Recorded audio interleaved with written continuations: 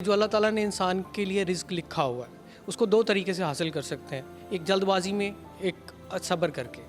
تو اس کو قناعت پسندی کو ایک حضرت علی رضی اللہ تعالیٰ عنہ کا واقعہ ہے، اگر آپ اس سے ریلیٹ کر کے تھوڑا سا ہمیں ایکسپلین کر دیں گے تو شاید ہمیں اور دیکھنے والوں کو بھی زیادہ بہتر طریقے سے سمجھ آ سکے گا۔ جناب علی کرم اللہ وجہ الکریم ایک بازار سے گزرے، مسجد دیکھی، عبادت کے لیے اندر چلے گئے، اپنا گھوڑا باہر کھڑا کیا، باندھنے کی جگہ موجود نہیں تھی تو ایک شخص کو دیکھا، دل میں خیال آیا کہ گھوڑے کی مہار اس کے ہاتھ میں پکڑا جاؤں۔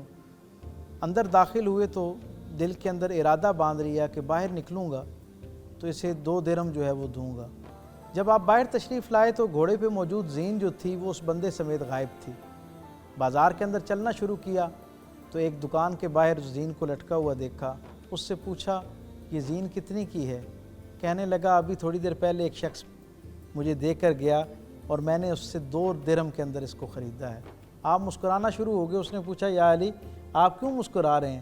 آپ نے فرمایا کیا حسن انتظام ہے میرے کریم رب کا، میں جب مسجد کے اندر تھا تو میرے رب نے میرے دل میں خیال ڈالا کہ اس شخص کو اس خدمت پر میں 2 درہم جو ہوں وہ دوں۔ اللہ سے ارادہ باندھ کے میں باہر نکلا، اب اس کا مقصوم 2 درہم تھے، اللہ نے طے کر رکھا تھا کہ اس تک 2 درہم پہنچنے ہیں۔ اگر وہ تھوڑی دیر احتیاط کرتا، اللہ کی مشیت کے مطابق انتظار کرتا، گویا اللہ کی رضا پہ راضی رہتا تو یہ 2 درہم حلال اور طیب طریقے سے اس تک پہنچتے۔ اس نے ان اپنے مقصوم 2 درہم جو یقینی طور پہ اس کو ملنے تھے، اپنی جلد بازی کی وجہ سے اس نے ان حلال اور طیب رزق کو جو ہے وہ حرام بنا لیا اپنے لیے۔ یہ اس پورے واقعے کے اندر ایک پوری امت کے لیے اور دنیا کے سارے انسانوں کے لیے ایک پیغام موجود ہے کہ اللہ کی طرف سے لکھا ہوا رزق ہر حالت میں آپ تک پہنچنا ہے۔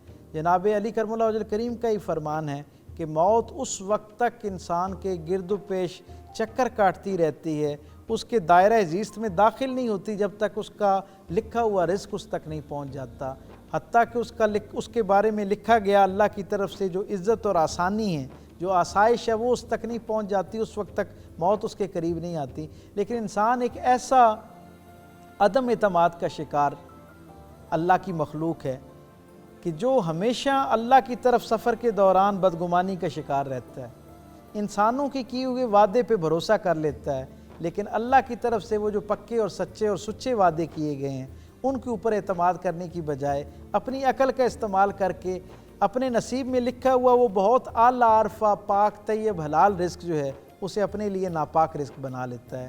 میری دعا ہے کہ اللہ تبارک و تعالیٰ آپ کو اور مجھے اللہ کی رضا پر راضی رہنے کی توفیق عطا فرمائے۔ کہا جاتا ہے کسی اللہ والے سے کسی نے پوچھا کہ کیسے ہمیں علم ہو کہ اللہ ہم سے راضی ہونا شروع ہو گیا ہے، تو انہوں نے کہا کہ جب تم پوری دیانتداری کے ساتھ یہ سمجھو کہ تم اللہ کی تقسیم پر راضی ہونا شروع ہو گئے ہو تو اس کا مطلب یہ ہے کہ اللہ تم سے راضی ہونا شروع ہو گیا ہے۔